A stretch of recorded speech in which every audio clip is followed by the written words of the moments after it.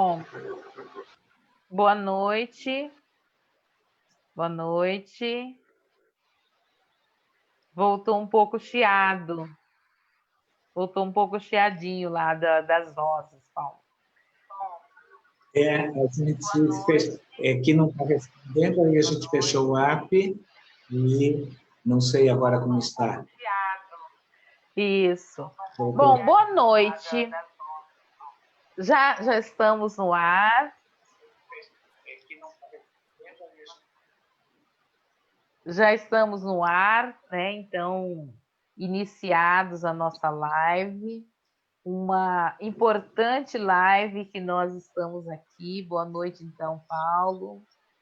Seja bem-vindo nesse espaço aqui, espaço que nós chamamos de Conversando com Bartô, do Movimento Bartô.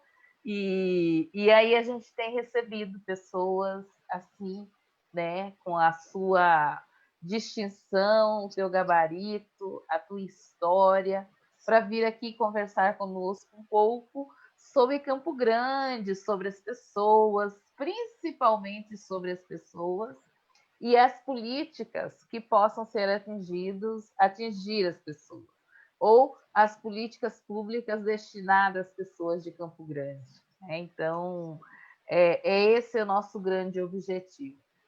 E, Paulo, durante o mês de setembro, nós optamos por trabalhar a questão do meio ambiente, né?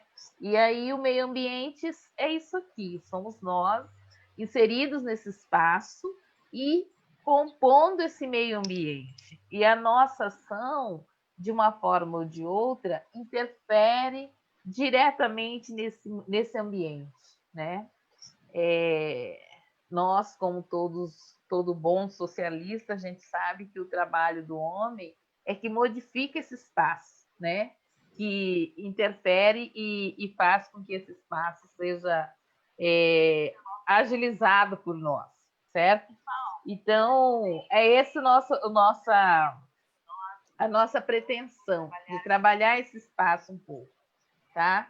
Eu quero dar boa noite também para os nossos amigos que estão aqui já nos acompanhando, vários amigos. Estão aqui Sheila, Irene, Gleice. Obrigada, Gleice. Ah, Gleice é uma antiga aluna sua, que falou que não perderia por nada esse espaço, a sua fala. Matilde, obrigada. Tá? Então, assim, hoje nós definimos que nós vamos trabalhar o meio ambiente e a mobilidade urbana, voltada para Campo Grande, né? Da nossa Campo Grande. Só um pouquinho, tem um som aqui que está me incomodando. Só um minutinho, Paulo, desculpa. Aí, pronto, desculpa. Hoje é o som. E aí, assim, a gente conheceu um pouco Campo Grande, porque, como você sabe, a gente está em processo de um pleito eleitoral importantíssimo para a cidade de Campo Grande, no qual o Partido dos Trabalhadores está colocando a sua chapa. Hoje já é uma chapa completa de vereadores, candidato a prefeito, com o nosso querido deputado Pedro Kemp, e a candidata a vice, que é a Heloísa Castro Berro, uma pessoa super importante também, uma mulher de destaque. E eu também estou, né, nesse processo de disputa, me preparando para essa disputa eleitoral, na verdade, porque a campanha começa efetivamente a partir do dia 27 e a gente está nesse processo de preparo. E aí é importante que as pessoas também conheçam, né, a nossa visão, o que nós pretendemos, quais os nossos projetos para a cidade. E esse espaço aqui das lives, ele tem sido nesse sentido, que é onde a gente traz pessoas que possam contribuir com esse debate a partir de uma perspectiva que nós entendemos também que seja adequada, ou que nós defendemos para Campo Grande, tá? Então, eu quero te dar boas-vindas, Paulo. Muitíssimo boa noite. Seja bem-vindo. Vamos conversar um pouco sobre Campo Grande. um minutinho para você se apresentar e logo em seguida a gente já começa a debater o tema.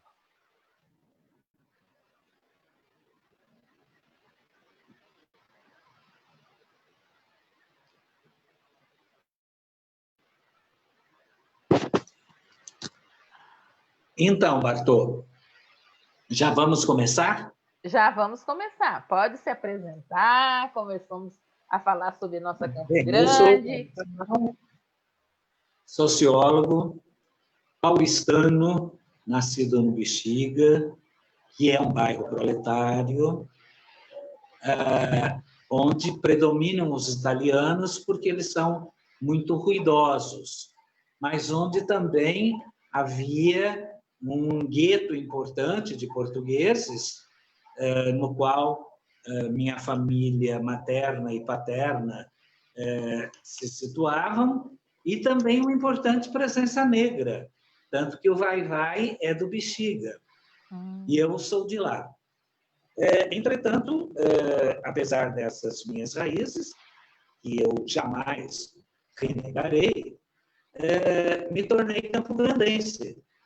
Pedro Kemp propôs o título de cidadão para mim em 98, quando ele era vereador, o que me deixou muito feliz, porque realmente eu me sinto campograndense.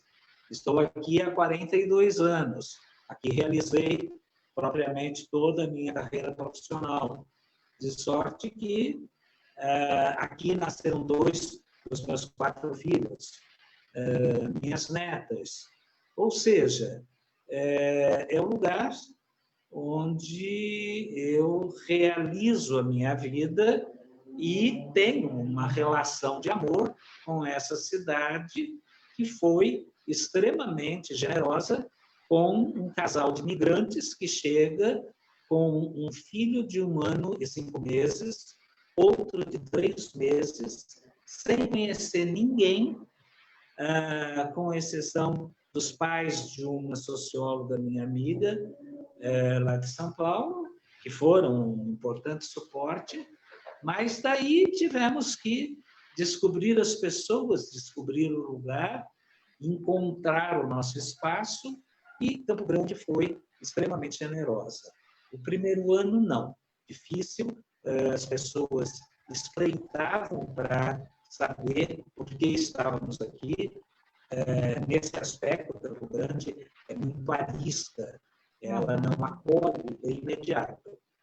Contudo, depois que ela acolhe, você se torna um igual. E aí é uma festa, não é?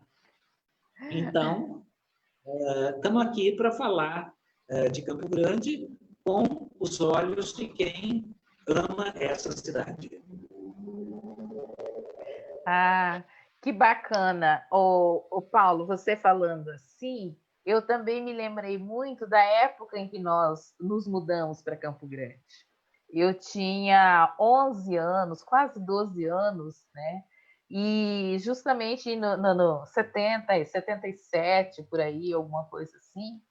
E a cidade, para mim, foi diferente. Primeiro, chegando em Campo Grande, né, que era tudo muito diferente. Eu vindo de Miranda, né, morava numa chácara, na cidade, mas numa chácara. Vindo para Campo Grande, a gente foi morar num bairro super populoso, que é o bairro Guanandi. E lá a gente teve contato com pessoas que vinham do Nordeste, os nordestinos, cearenses, né? Então, assim, em Miranda não tinha muito essa perspectiva de outras pessoas de diferentes lugares. E aí a gente ficava assim, tentando entender que língua será que eles falavam, os vizinhos. Que língua será que era aquela que eles diziam, sabe? Porque era muito diferente.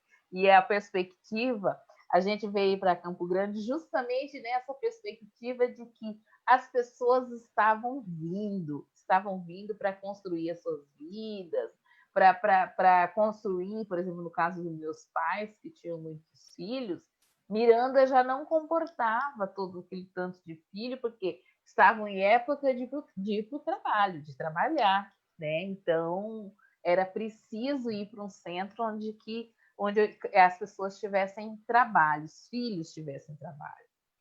E assim, de lá para cá, Campo Grande teve uma trajetória diferenciada, né? Que é esse aspecto que muitos vieram para cá para fazer esse novo momento, essa nova trajetória, se constituir, se construir nesse espaço. E cresceu mais ou menos assim, eu penso, né? Não, e cresceu a cidade, e cresceram as pessoas que para cá vieram e que tiveram fibra para se manter, não é? Eu costumo dizer que quem migra, de alguma maneira, tem alguma ousadia, tem uma capacidade de enfrentar aquilo que chega, não é? Porque se você não tiver esse mínimo de ousadia, você fica no lugar onde você está. Eu morava na capital de São Paulo, não estava com boas perspectivas profissionais, uma cidade extremamente cara e até muito prosaica, a razão pela qual a gente se mudou de lá. Estava a caminho do segundo filho e não caberia outro berço no apartamento que nós morávamos. Então, a gente precisava sair daquele apartamento. Para continuar morando em São Paulo, teríamos que ir para a periferia da periferia. O apartamento que a gente morava era numa área central, um lugar legal. E aí, então, se você vai para a periferia da periferia, você acaba se tornando pai de fim de semana, porque não há tempo para você conviver com os filhos, porque você tem que sair demais e volta tarde demais. E essa não era uma perspectiva que nós desejávamos, né? Então, foi quando a gente começou a pensar para onde ir. O Sul não me agradava a ideia de morar no Sul. No litoral era agradável, mas não tinha nenhuma perspectiva de trabalho. Nós viemos mais ou menos na mesma época, eu cheguei aqui em 78. E, então, restava Centro-Oeste. Brasília e Goiânia já consolidadas, e Campo Grande falava-se da divisão, que acabou acontecendo em outubro de 77. E a gente estava com um projeto de vir para cá, e aí viemos e foi muito bom ter vindo. Eu costumo dizer que depois de ter me casado com a minha mulher, que foi a coisa mais acertada que eu fiz na vida, a segunda foi nos mudarmos para Campo Grande. Que bom, né? Que bom. Eu acho que nós, eu me sinto campograndense, mas os campograndenses tiveram o privilégio de recebê-lo, certo? E assim, pode não, falar. Você está falando do ambiente, né? E aí a gente tem o meio ambiente natural, que é o que normalmente a gente se foca, mas também tem um ambiente construído. E é aí que a porta torce o rabo, porque a depender dos interesses, a depender das escolhas, a depender de como se encaminham as decisões, isso pode ser muito bom ou muito ruim. E em Campo Grande, ela vai se caracterizar por um traço meio perverso, que é o seguinte: nos anos 70 e 80, os conjuntos habitacionais todos foram implantados nos lugares mais distantes. Então, a gente tem, pensa a Copa Vila, em 76, que acho que foi entregue, a distância que não era do centro. Se hoje ainda é um lugar longe, imagina há 40 anos. O Zé Abrão é outro lugar mega distante. Moreninha, Novos Estados. Então, a gente vê os conjuntos habitacionais jogados para as periferias da cidade. Copa Sul, quando foi implantada, Copa Rádio e Copa Fé eram em lugares limítrofes. A cidade acabava na Copa Fé, na Copa Sul, naquela direção, na Copa Rádio, quer dizer, não tinha mais cidade depois do conjunto habitacional. E entre esses conjuntos habitacionais e os polos povoados, havia sempre grandes vazios. Isso tornou Campo Grande uma cidade muito cara, porque, veja bem, para passar o asfalto, para passar a rede de água, para passar a rede de esgoto, iluminação, tudo isso, você tem um monte de terra estocada, sem uso algum, dispondo daquela infraestrutura que não é utilizada por ninguém, porque essa terra está sendo estocada para especulação imobiliária. Então, Campo Grande tem essa característica, que é complicado demais e que torna a gestão desses serviços, desses equipamentos urbanos, muito onerosa. E aí todo mundo paga muito. Por exemplo, é um escândalo a tarifa mínima de água ser 10 metros cúbicos. Se a gente for na Águas de Guarirota e verificar quantas pessoas estão naquela cota mínima, a gente vai ver que é muita gente. E que muitas dessas pessoas talvez não consumam nem 5, 6 metros cúbicos. Então, quando a empresa tem a taxa mínima de 10 metros cúbicos, na realidade, ela está sendo beneficiada por uma tarifa que é injusta e que penaliza principalmente aqueles que menos consomem. Então, porque muita gente está pagando o dobro daquilo que efetivamente consome. Então, veja, há todas essas distorções que vão fazendo que os serviços não se expandam, justamente porque existem esses vazios especulativos.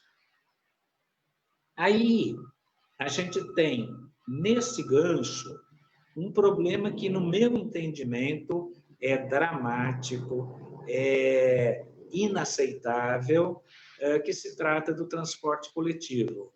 E eu não estou falando do ano de 2020, que é completamente atípico. Eu estou falando das décadas em que esse transporte vem sendo explorado, porque é uma concessão que o município dá às empresas que o exploram, e ao explorarem o serviço, exploram muito o usuário, o trabalhador, em duas vertentes: na péssima qualidade dos serviços e no valor da tarifa. A péssima qualidade ligada principalmente ao tempo que o usuário é obrigado a permanecer à espera da condução. Tá? Isso é inaceitável. E quando eu falo dessa coisa, eu não estou me referindo à questão teórica e nem a alguma coisa que eu li. Eu não dirijo, portanto, eu sempre fiz uso do transporte coletivo. E aí eu sei do que eu estou falando, porque eu sofro a má qualidade desse transporte, caro e ineficiente. Mas isso não seria problema, tá? Se houvesse um mínimo de manejo desse absurdo. Então, como é muito caro e ruim, o que as pessoas fazem? Elas tentam uma solução individual para o transporte. E aí você vê as pessoas tentando comprar um carro, ou uma moto, ou uma bicicleta, para poderem se locomover sem a dependência desse péssimo serviço.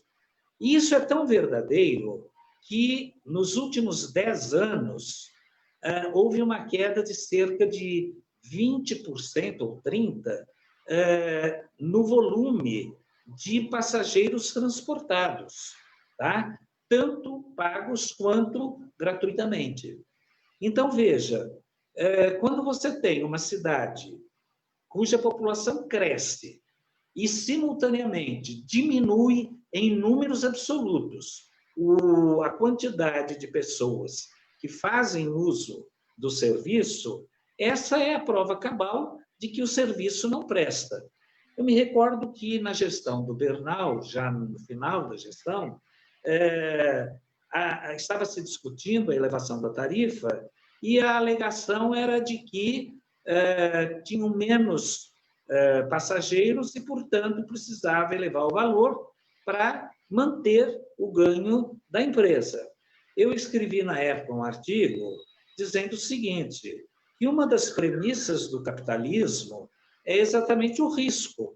O empreendedor, o empresário, que dá conta de satisfazer a expectativa do mercado, ele terá o seu cliente fidelizado e, enfim, ele se manterá ativo. Agora, aquele que for ineficiente, ele vai ser punido com um prejuízo e, quiçá, até com a falência, não é? E que era muito engraçado, porque nós estamos num sistema capitalista. Se o consórcio tem prejuízo ou menos lucro, porque as pessoas buscam outras alternativas que não o serviço ruim que ele oferece, ele não pode cobrar mais de quem continua dependendo para não ter prejuízo. Quer dizer, isso é uma coisa absolutamente absurda. E, entretanto, foi uma argumentação usada para tentar elevar a tarifa. Então, vejam, eu enxergo o problema do transporte coletivo como crucial. E aí tem uma coisa muito complicada, porque a Câmara Municipal finge que não é com ela.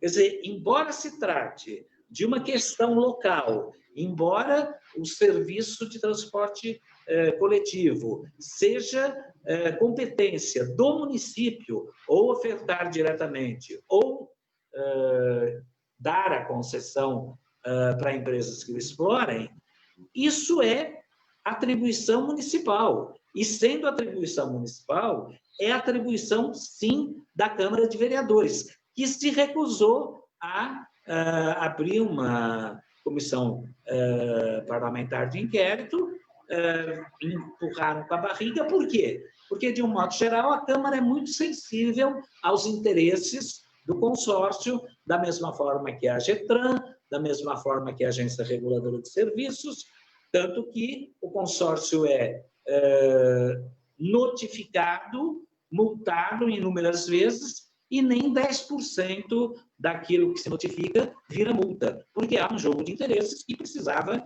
ter esse entremeio aberto, transparente, para se poder fazer o enfrentamento da questão. Mas aí, por conta disso, e eu acho que esse é um aspecto importantíssimo, nós vamos ter uma situação dramática na área da saúde e que tem relação direta com esse problema do transporte. Por quê? Porque se o transporte é ruim, caro, demorado, as pessoas buscam a solução individual. E aí você tem uma quantidade estúpida de acidentes de moto. E esses acidentes custam caríssimo para a sociedade. Quando há óbito, geralmente é óbito de pessoa jovem, de pessoa que usou um monte de recurso para ser formada, seja um pedreiro, seja um carpinteiro, seja o profissional que for, mas ele teve anos de escolaridade, ele teve anos de formação para poder começar a produzir. E quando ele está na idade produtiva, ele morre. Então, significa uma força de trabalho que deixa de produzir. Caríssimo. Se essa pessoa estiver registrada, sua viúva e filhos, receberá a pensão vitalícia, um custo que é de toda a sociedade. Aí você tem os que não morrem. Os que não morrem, em média, ficam parados cerca de 6 meses. Uns pelos outros, a média são 6 meses.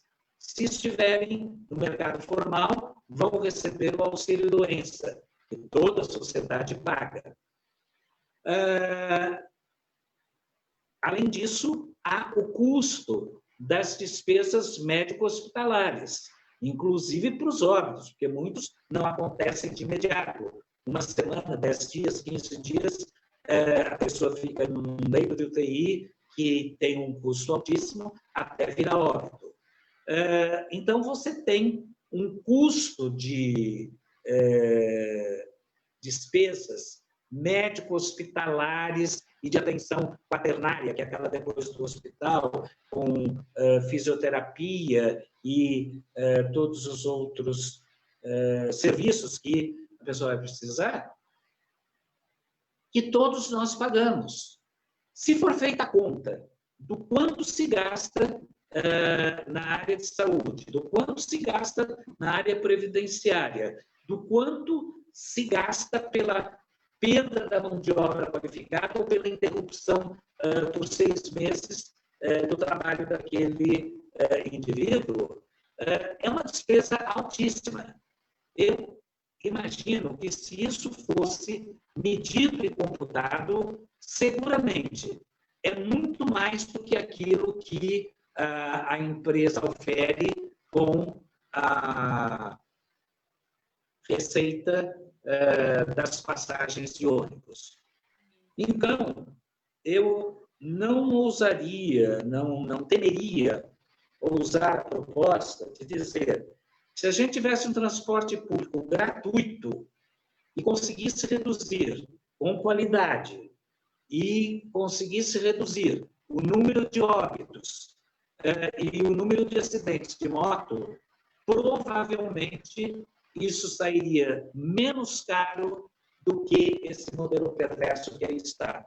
E aí eu acho que os políticos precisam buscar outras alternativas, precisam encontrar outras saídas, precisam investir em estudo para saber, por exemplo, quanto custa esse flagelo dos acidentes de moto para Campo Grande. É muito. Campo Grande é uma das capitais com maior frota e, consequentemente, com maior número de acidentes. Eu acho que mexer nessa caixa de marimbondo pode dar rock. Isso, e é uma caixa de marimbondo, Paulo, que, pelo que você coloca, olha, vai sempre assim, pela percepção mínima, básica, né? Que é a questão da água. Se esse percentual dessa cota mínima são 10 metros cúbicos de água, é isso? É essa medida, né? Sim. Isso. E que é exagerada, né? Que a gente não paga, não utiliza tudo isso, mas você paga, digamos, o seguinte, sobrando uns 30% aí que você não utilizou. Aí vem a taxa de esgoto para quem já está atendido pelo esgoto, que é 70% desse consumo da água. Você entendeu? 70% sobre essa taxa da água. Consumo então, de água, o que também é uma coisa. Água você usa para cozinhar, por exemplo, para beber. Isso. Para você aguar o jardim, enfim. Mas eu percebo assim que esse acúmulo, esse prejuízo, eu não diria que é por uma falta de má gestão. Ocupar o esgoto sanitário. Beneficiando as empresas, são todas transnacionais, muito poderosas, e o povo que rale e paga. Exatamente. E esse transporte coletivo, que mesmo perdendo, ele não se renova, perdendo assim, clientes, né? Ele não perde o lucro. Ele acaba tendo lucro ainda. Tanto é que ele se mantém do mesmo jeito, ele não reinveste, ele não cria, ele não faz nada, as empresas não fazem nada, nem mesmo as empresas, muito menos os gestores públicos, para revitalizar esse transporte público. Não se diminui o tempo de percurso, não se diminui o tempo de trajetória, numa época em que o tempo é extremamente necessário para as pessoas, né? a gente não consegue diminuir o tempo em Campo Grande, sendo que Campo Grande é uma cidade com grandes avenidas, não tem nenhum problema de ter subida e descida, não tem ladeira, não tem nada, né? É um transporte tranquilo, digamos assim, do ponto de vista de rodar, das dificuldades naturais do meio ambiente, não existe nenhuma coisa que pudesse encarecer esse transporte público, certo? Então, e aí a gente não consegue observar, nem por parte dos gestores, nem por parte do parlamento, muito menos pelas empresas, qualquer iniciativa de facilitar a vida da população, certo? E diminuir esses prejuízos todos que você muito bem apontou aí na sua fala, e que é preciso que a gente dê uma outra alternativa para as pessoas, uma outra possibilidade de vida, porque o viver bem, o gostar de Campo Grande, o amar Campo Grande, também tem que me permitir crescer junto com Campo Grande, certo? E aí sobrar um tempo, um recurso, um dinheiro para o lazer, para o viver bem, para dedicar à família. Então, a gente percebe que Campo Grande, ao mesmo tempo que tem essa disponibilidade do meio ambiente em se tornar um espaço extremamente agradável, ela não é acessível para todos, certo? E aí eu penso que é preciso que a gente tenha outros modelos e outras visões, né? Por isso que a gente tem chamado Muda Campo Grande. Muda porque, assim, a gente precisa ter outra perspectiva, certo? Por exemplo, eu tenho dito assim, faz 2 lives que eu digo assim, quando eu comecei a trabalhar, eu comecei o meu trabalho lá nas Moreninhas, e eu já morava aqui. Aí eu ia de ônibus, pegava o primeiro ônibus aqui, chegava 10 para as 7 em frente à escola. Olha só. Hoje a minha irmã, que mora lá na região do Aerorancho, ela vem aqui em casa, pega o primeiro ônibus, chega 10 para as 7. Isso há 30 anos atrás, entendeu? Então não teve diminuição de tempo, ou seja, não houve nenhuma melhora e otimização para facilitar as vidas da pessoa. Né? Não, veja bem, você falou disso, eu me lembrei que quando eu lecionava no Maria Elisa, era à noite, então eu saía da secretaria e pegava um ônibus, ou Vila Margarida, e descia lá na escola. A primeira vez que eu fiz isso, para voltar, eu morava na Copa Fé. Então, eu peguei o ônibus na Vila Margarida, desci de frente da Santa Casa, esperei o Copa Fé, deu a volta na cidade e eu gastei 1h20 para chegar da Vila Margarida até a Copa Fé. E a partir dessa experiência, eu passei a vir a pé da Vila Margarida para a Copa Fé, porque não era distante. Na época não existia autonomista, e nem o São Luís, eram ainda fazendas de gado. Aí você saía da Margarida, cruzava essas fazendas e chegava na Copa Fé. Em noite de lua cheia até era mais rápido, uns 15 minutos. Em noite sem lua, você gastava uns 20 e poucos minutos. Algumas vezes você pisava onde as facas tinham obrado e tudo bem. Era um jeito simples. Na gestão do Lúdio, houve uma modernização. O Jurandir Nogueira, que era um arquiteto, mas que fez uma especialização em engenharia de trânsito durante um ano lá na Alemanha, ele cria o sistema integrado de transportes. E isso não só modernizou o sistema, como também barateou, porque muita gente tinha que tomar 2 conduções. Não havia integração, não havia nada disso. E, a partir do CIT, houve essa possibilidade. Né? Mas, veja, o Lúdio foi prefeito há 30 anos, quase. E de 30 anos para cá, o City Isso. continua exatamente do mesmo tamanho. Inclusive, aquele terminal no Hércules Maimone, inicialmente não foi terminal, foi só uma parada de ônibus, sendo que É, já tinha então. Então, não se modernizou, não se ampliou, não se fez absolutamente nada nesses 30 anos. Quer verdade. dizer, é inaceitável que o poder público dispense tão pouca atenção. Mas eu quero crer que isso aconteça porque quem usa transporte público é pobre. Quem Ah, usa transporte público são pessoas que não têm tanta capacidade de organização. E aí a gente tem, por exemplo, como acho que foi no 15 de novembro do ano passado, um levante de mulheres que estavam no terminal Morenão, aguardando o coletivo que não vinha, e elas precisando chegar ao trabalho, e aí elas se rebelaram, e aí a guarda municipal foi para cima delas, exatamente. e não a concessionária que não cumpre o contrato. Quer dizer, há uma inversão completa, mas eu não tenho expectativa de que as pessoas se sensibilizem com essa questão, porque na realidade ela pouco importa. Eu falo sempre e cutuco, já me chamaram até no E, setor na para. verdade, as pessoas acabam encontrando uma saída no privado, né?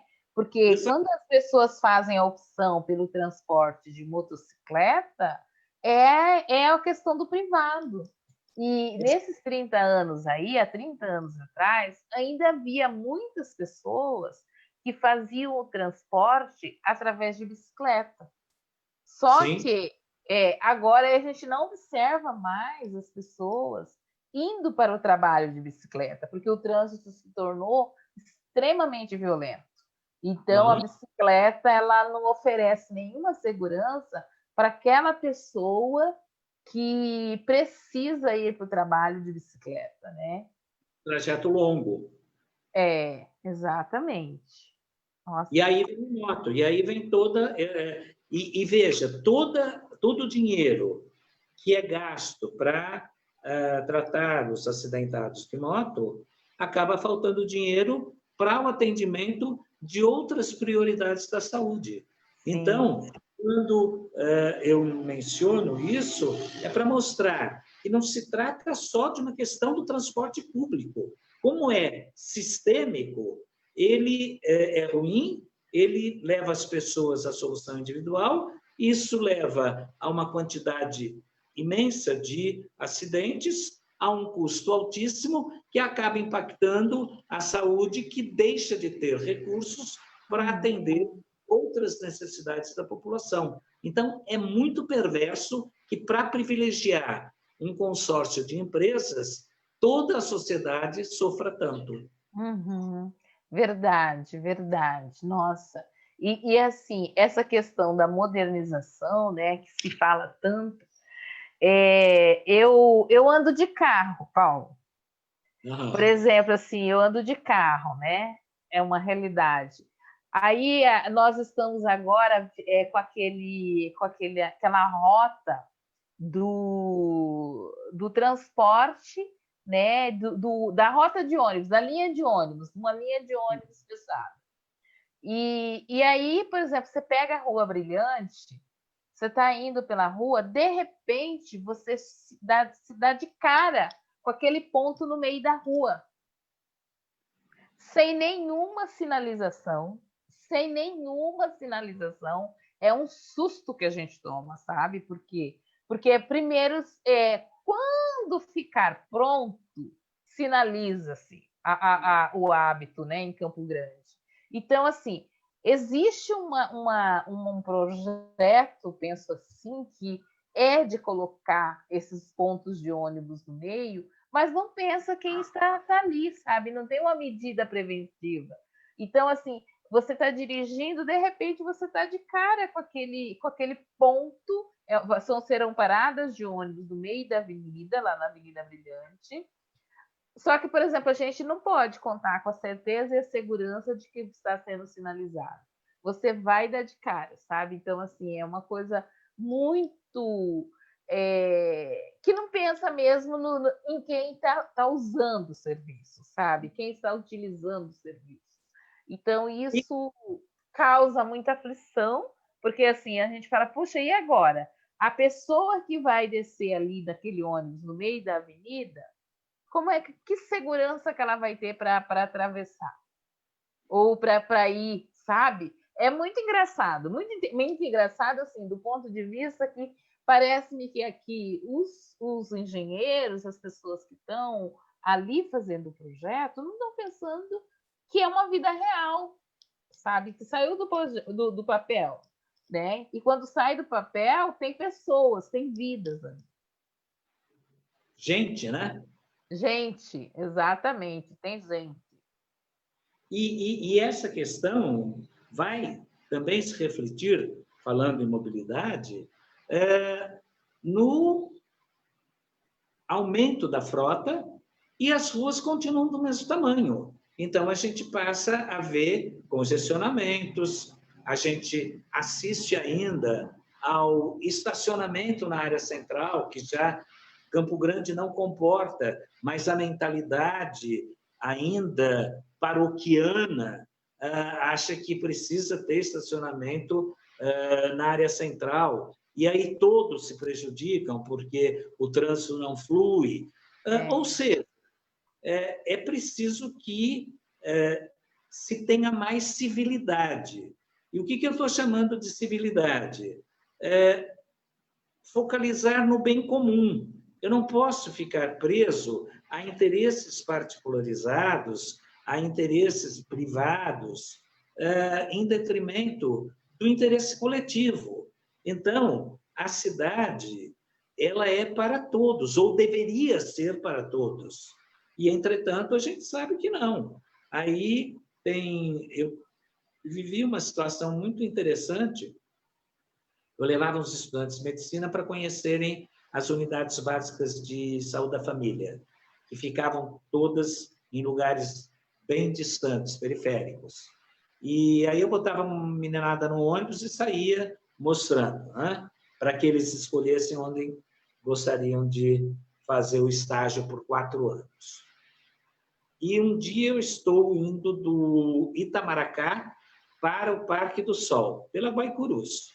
E lá pelo meio do caminho, um garoto, muito inteligente até, angustiado. E aí virou e falou, professor, onde é a cidade? Né? Eu falei, não se desespere, você vai voltar para ela. Né? E apontei a direção do centro. E por que ele estava tão angustiado? Embora campograndense, ele conhecia aquele circuito Tango, Café Mostarda, Shopping. Quer dizer, era o espaço por onde ele transitava, que ele conhecia, e fora daquele espaço onde ele se sentia protegido, aí a coisa foi ameaçadora. Né? Hoje a gente tem até uma questão que começa a ser complicada, que é a evasão da elite para os condomínios fechados, na ilusão de que isso lhes trará segurança. A gente sabe que não é nada disso. Mas se não traz segurança, traz exclusividade.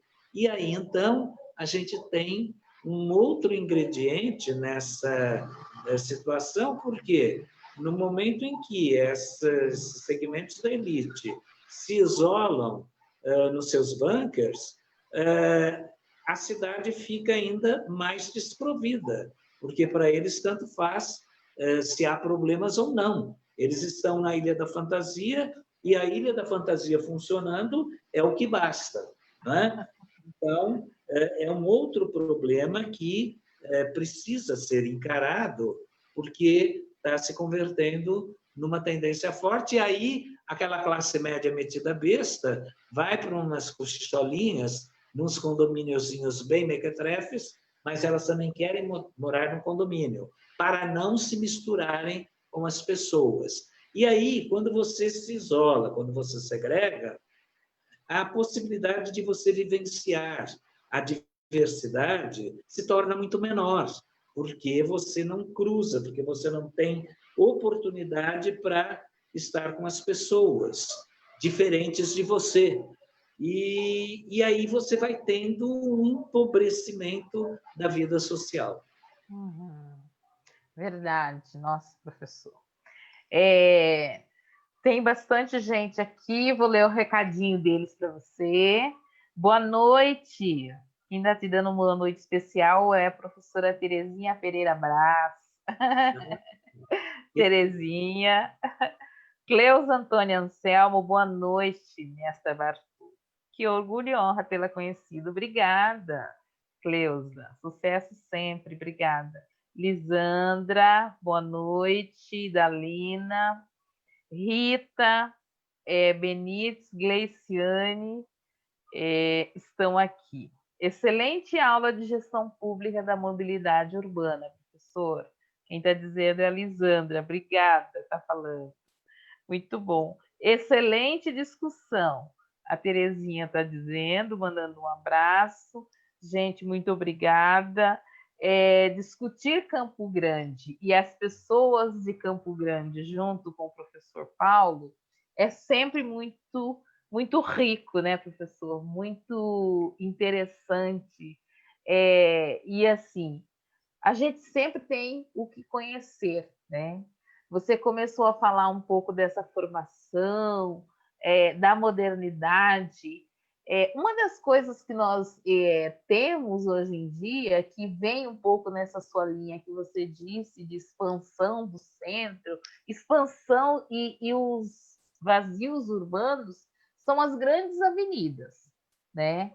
Que hoje a gente pega de norte a sul, estamos cheios de avenidas colocadas, a gente cruza, né, a cidade, coisa que antes não acontecia, bem pouco tempo atrás, mas a gente tem as vias de ligação, né, que é bem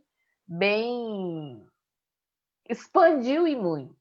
Então, por exemplo, então a gente observa assim que tem essa linha de expansão das avenidas em Campo Grande, o que a gente não observa com relação à expansão do transporte coletivo. E um outro fenômeno, Paulo, muito importante, muito interessante em Campo Grande que eu observo, e que os bairros eles estão praticamente se tornando autônomos, né? Nos bairros hoje tem loja de móveis. Eu moro aqui na grande região de Tiradentes. A gente tem móveis, a gente tem banquinhos, tem praticamente tudo nos bairros de Campo Grande. Quando a gente sai, eles cresceram também muito os bairros. Acho que isso também é uma mudança dos últimos tempos. Os bairros cresceram, tem muita gente nos bairros e tem muito comércio, muito transporte, muita questão que as pessoas ali buscam abastecer a sua convivência nos bairros. Esse é um fenômeno também bem recente para Campo Grande. Você falava ali da Avenida Guaicurus, a Avenida Que é interessante, porque se você fortalece o comércio local, você pode favorecer a integração daquela coletividade que mora naquele lugar, porque aí ela passa a ir no mercado do bairro, ela vai na loja de utilidades do bairro, ela vai no banco do bairro, enfim, ela se serve dos serviços que estão mais próximos. Então, por exemplo, quando você vai na Júlio de Castilho, é um exemplo, né? Por todo o corredor da Júlio de Castilho, você tem um comércio local vigoroso. Quando você vai na Moreninha também tem, porque tem uma população tão grande, tem um comércio igualmente vigoroso. Aerorancho é outro lugar. Então, acabou que as pessoas também passam a se locomover menos, aqueles que não têm necessidade, a se locomover menos para outras partes da cidade. Esse fenômeno, no Rio de Janeiro, em São Paulo, é até antigo. Você tem a Penha, que é um polo da Zona Leste, você tem Santana, que é um polo da Zona Norte, a Lapa, que é um polo da Zona Oeste, Santo Amaro, que é um polo da Zona Sul. Então, esses lugares acabaram tendo essa função de centros regionais. Quer dizer, como há essa dificuldade de acesso, como há essa distância tão grande, então eles acabam se convertendo em centros regionais. E aí é interessante, porque muitas vezes as pessoas se sentem muito mais à vontade de fazer uso desses serviços próximo de onde elas vivem, porque elas vão encontrar os seus iguais do que ir, por exemplo, para um shopping, que muitas vezes se mostra ameaçador para uma pessoa mais simples, que se constrange de chegar nele. Não por acaso a gente tem o Shopping Norte e Sul, que deixa aquela característica mais elitista própria do Campo Grande e do IPES, e que acolhe uma população que é menos diferenciada econômica e socialmente. Então, é necessário a gente perceber como as soluções acabam acontecendo. Quer dizer, se eu não tenho muita saída, se hoje o comércio principal está dentro dos shopping centers, então eu vou para o comércio local do meu bairro. E isso acaba sendo interessante porque fortalece a economia local, dá mais densidade para aquela coletividade. Que aí vai ter um clube de futebol, vai ter uma escola de samba, vai ter, enfim, outros aportes que merecem ser estimulados. Bacana, Paulo, bacana. Essa coisa da gente priorizar, né, o que se consome no bairro é uma tendência cada vez maior e melhor na minha avaliação, certo? Sim.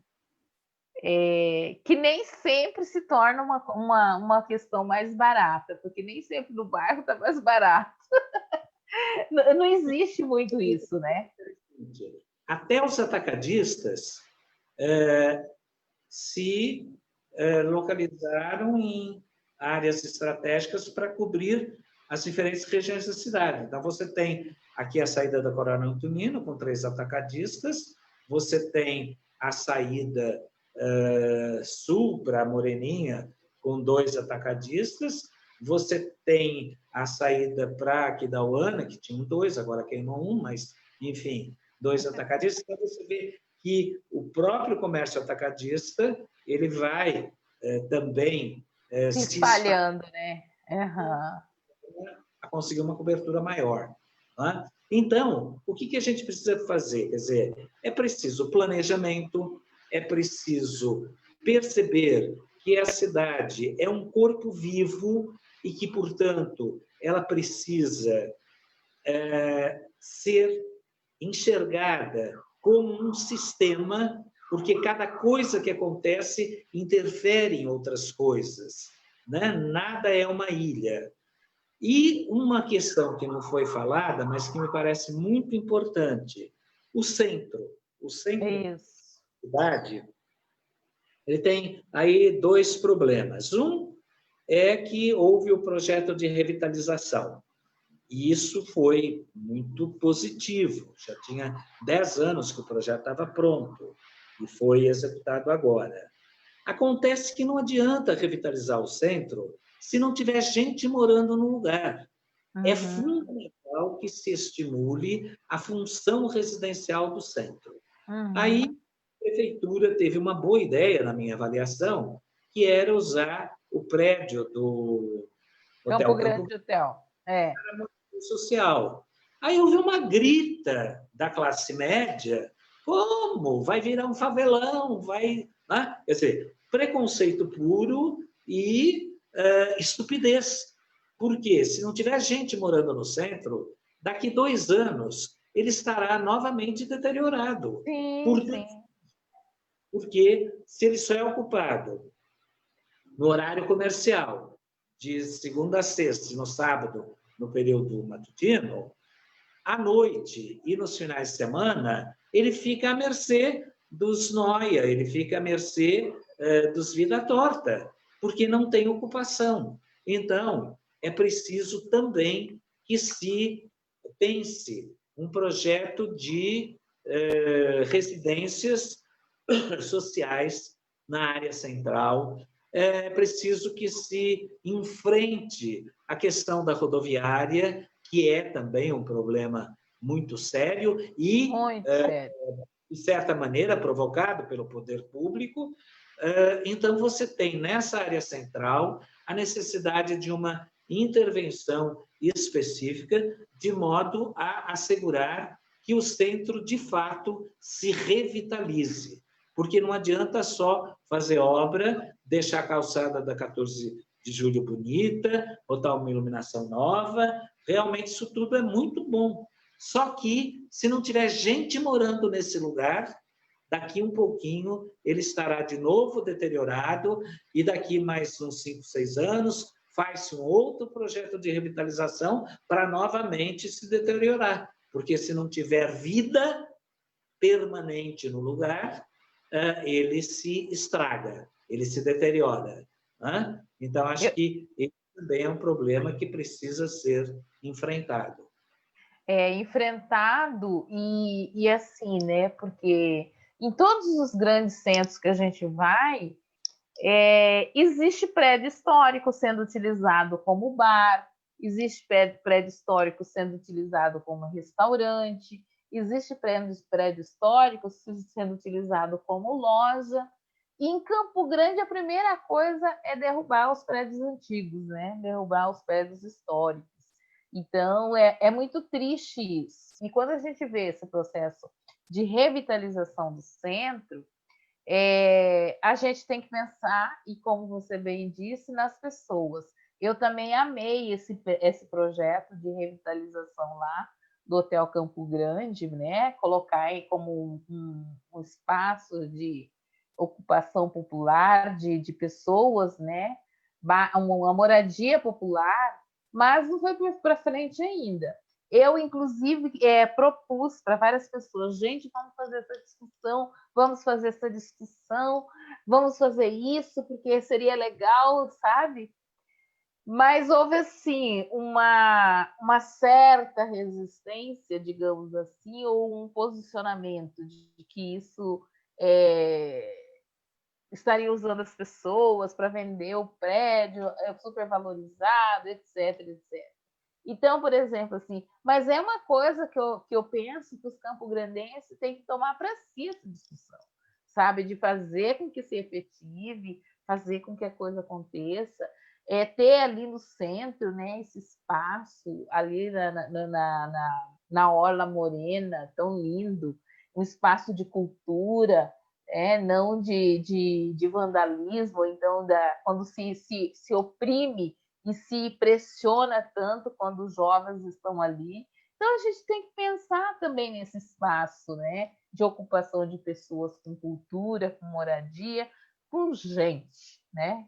Fundamentalmente com gente, com pessoas que amam Campo Grande, que desejam ver essa Campo Grande incluída, né? Não só transformada em prédio, porque a 14 de julho, lindíssima, eu sempre falo, eu adoro passar no domingo na 14 de julho, porque você consegue ver toda a beleza da rua, mas não tem gente, tá? Então, assim, eu pego geralmente da Afonso Pena, vou até no final da 14 de julho, às vezes eu encontro naquelas pracinhas 3 pessoas, às vezes, outras 3, sabe? Muitas vezes eu passo direto, não encontro nem 3 naquelas pracinhas. Não tem ninguém, não tem ninguém, não tem ninguém. É impressionante, sabe?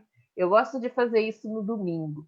E é isso que é, né? Puxa vida, é um espaço que tem pracinha para você sentar à tarde, tem Wi-Fi, você pode ir com sua internet, ficar ali, mas não tem ninguém. Desculpa. Então, essas coisas que eu penso que a gente tem que encontrar uma solução, e aí eu penso que o poder público, né, os gestores, os parlamentares, por exemplo, nós que estamos nos preparando para fazer a vereança, esse é um papel que a gente tem que discutir, tem que falar, tem que escutar a comunidade. Hoje, nas datas comemorativas, é o dia da democracia, né, Paulo? É o dia da democracia. Eu falei, gente, olha só. E o que é democracia além de ouvir tudo isso que nós dissemos aqui, certo? Um governo democrático, ele vai pensar, sim, no número de acidentes de mortos, de moto e de mortes que tem, né? E o quanto que esses acidentes de moto dão de prejuízo. Isso é escuta, né? Escutar, por exemplo, a questão do quanto custa o pagamento da água, do esgoto, eu acho sempre muito pesado, sabe? E é uma coisa que nunca se discutiu comigo, né? E o quanto que a gente tem que pagar isso. E, por exemplo, a gente não tem uma devolutiva do quanto que isso custa. A gente paga 70% do valor do preço da água na questão do esgoto, mas a gente não sabe como que esse recurso é utilizado. Nós nunca tivemos ciência de que, olha, esses 70% foi usado desse. Porque, para mim, aqui, esse esgoto, uma vez na vida, nunca mais vi ninguém tratando desse esgoto passando por aqui ou a base dele de tratamento. Então, assim, essa democracia, que é essa participação e essa ciência no que está sendo gasto, no que foi colocado, como está sendo gestado essas questões, a gente não tem. Então, para mim, quando o prefeito, né, dá ciência para a gente de como foi o transporte, como foi a água, esse contrato desse transporte que é extremamente perigoso e complicado, complexo, ele não cobre, né, os usuários, assim como a questão do lixo.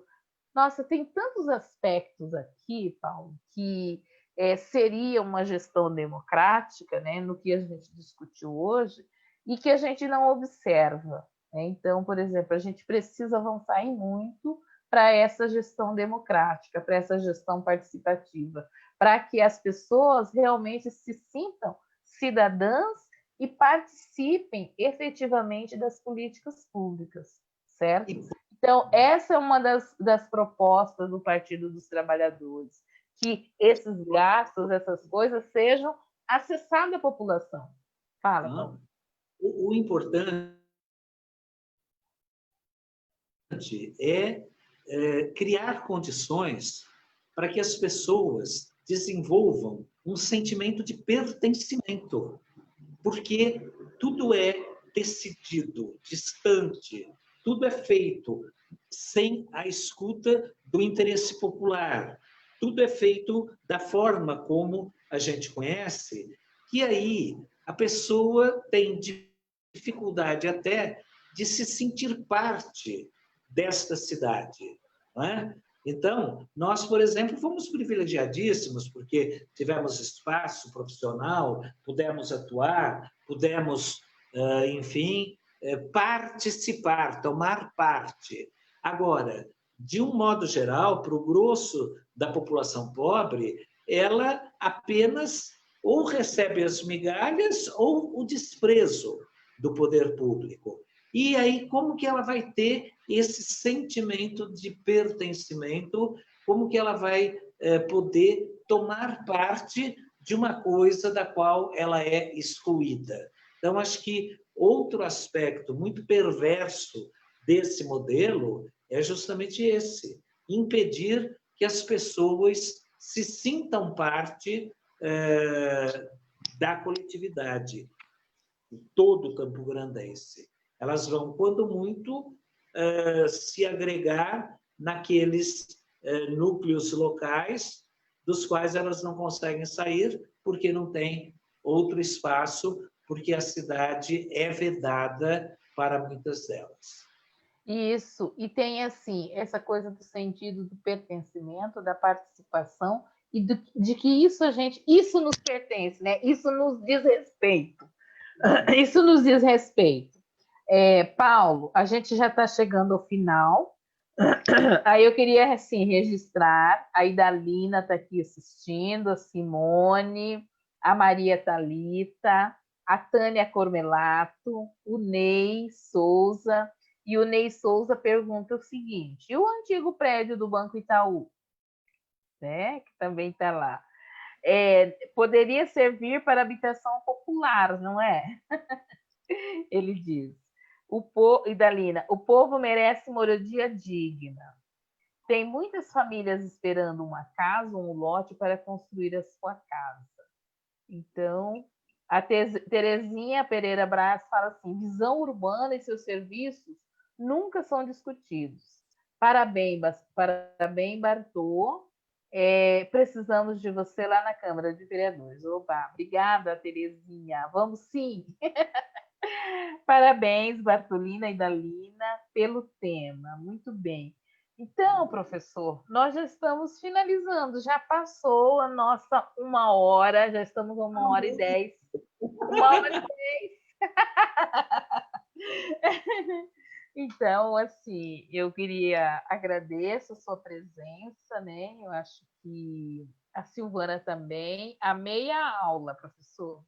Um abraço grande. Parabéns, Paulo, pela fala maravilhosa. Terezinha está mandando um abraço. Assim, eu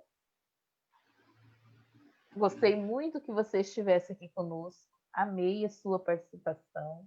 Muito agradecida, tá?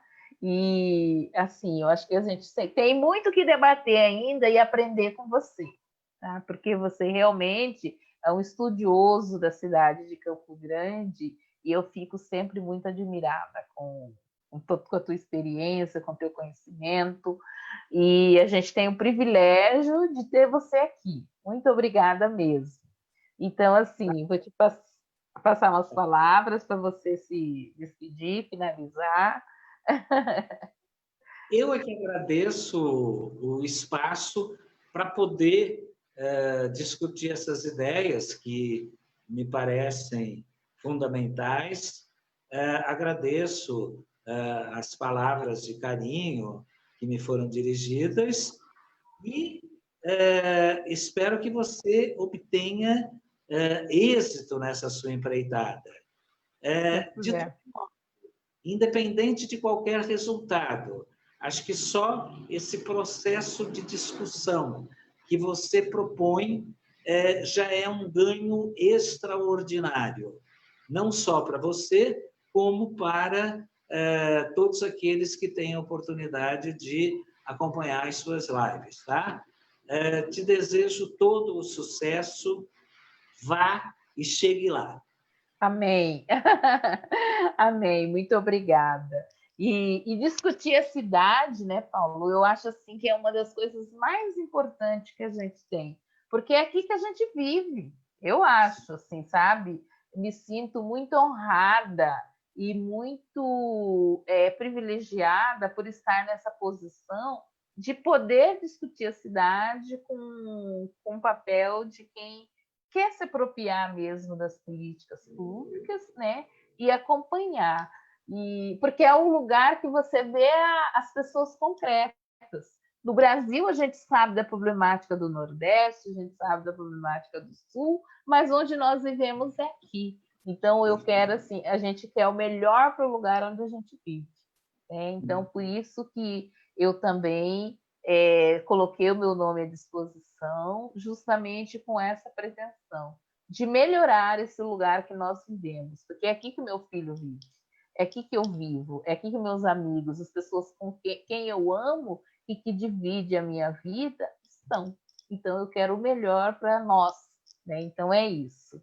Muito obrigada. Muito obrigada aos nossos amigos que estão nos acompanhando, amigos e amigas, tá? Então, um abraço. Estão dando aqui um abraço para você. Muito obrigada, todos muito felizes, dizendo que foi ótimo. Eu tenho certeza disso. O Paulo sempre muito ótimo. Obrigada. Então, boa noite, meus amigos. Boa noite, Paulo. Foi uma alegria recebê-los, tá? Até logo. Acho que a André que conclui. Finito? Finito. Ecco. Cuidado, mal. 4. E como o Chico também fez a mesma